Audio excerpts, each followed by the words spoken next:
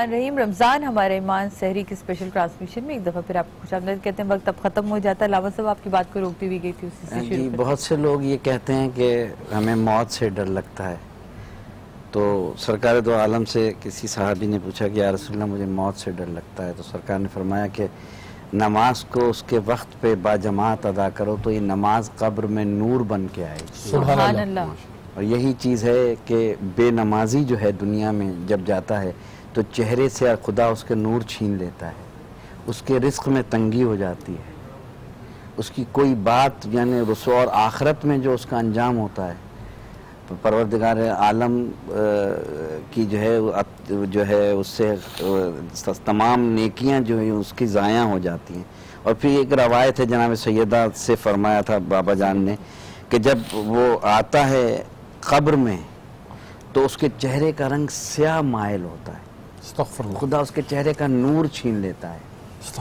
उसके जितनी उसने नेकियां की होती हैं, यानी नमाज इतनी अहम चीज़ है, दीन का इतना बड़ा जुज़ है। मैं सिर्फ यही मैं उस तफसीर में मैं सिर्फ ये कह रहा हूँ उन नौजवानों से कि जो रमज़ान में नमाज अदा कर रहे हैं, उनसे गुजारिश कर रहा हूँ कि हम इस बात पे तो कहते हैं कि हाथ खोलना, हाथ बांधना या रफ़े दैन करना, हाँ इस बात पे तो मुबाहिसा करते हैं। और जो पढ़ता नहीं है न वो हाथ खोल के पढ़ रहा है ना हाथ बांध, नमाज जैसे भी अदा की जाए हाथ बांध के हाथ खोल के, खुदा की बारगाह में जब सजदा करता है इंसान तो ये इंसान की मेराज, तो पेशानी झुकनी बहुत जरूरी है। बिस्मिल्लाह असलातु मिराजुल मोमिन, नमाज मोमिन की मेराज है। और जो बात की बिल्कुल हकीकत है, हमारे जो मैंने हदीसें पढ़ी इसमें साफ जाहिर है कि तीन बातें पता लगती हैं। तीन सजाएं दुनिया की, तीन सजाएं कब्र की हैं और तीन सजाएं हशर की हैं। पहली सजा ये है कि जब मरेगा तो दरियाओं का पानी पिला दो, पेट फट जाएगा, प्यास नहीं बुझेगी। कलमा पढ़ना चलाएंगे, कलमा पढ़ नहीं पाएगा, ठीक है। और उसके अलावा जब आप कब्र में जाते हैं, मुख्तसर बता रहा हूँ, कब्र के अंदर दाएं पसलियां बाएं में मिल जाएंगी, पीस दिया जाता है, यानी पीस दिया जाएगा, मैंने मुख्तसर किया था। और कब्र जहन्नुम का घड़ा बना दिया जाए। कब्र में एक ऐसा सांप होगा जब वो डसेगा तो इंसान 70 गज इंसान जमीन के अंदर घुस जाएगा।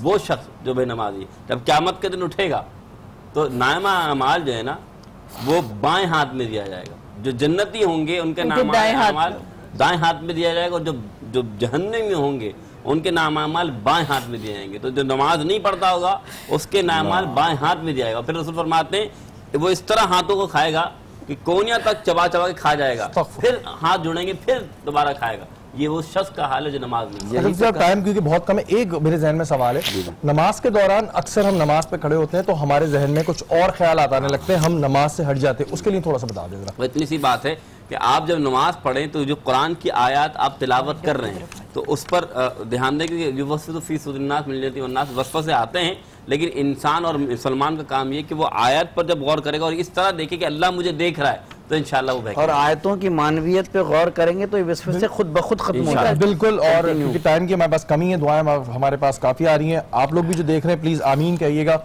सुल्तान भट्ट साहब हैं, हमारे आश टीवी में ही होते हैं, इनकी बेटी की शादी है, दुआ करिएगा कि रमज़ान के बाद खैर और आफियत से शादी जो है वो अंजाम पाए। इसके अलावा शाहिद गौरी साहब आज इंतकाल कर गए हैं, तो उनके घर वालों ने कहा है कि अल्लाह पाक इनकी मग़फ़िरत अता फरमाए। शहरीन की बेटी के लिए दुआ करें कि वो अपने पैरों पे जो है चलना शुरू हो जाए, कुछ प्रॉब्लम है।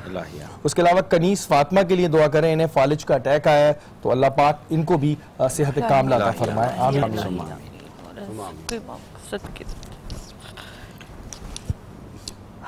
बस अब एंडिंग की तरफ। जी जनाब, आप लोगों से मुलाकात होगी इंशाल्लाह कल की सहरी में, और मेरी आप लोगों से इफ्तार में मुलाकात होगी एक दफ़ा फिर।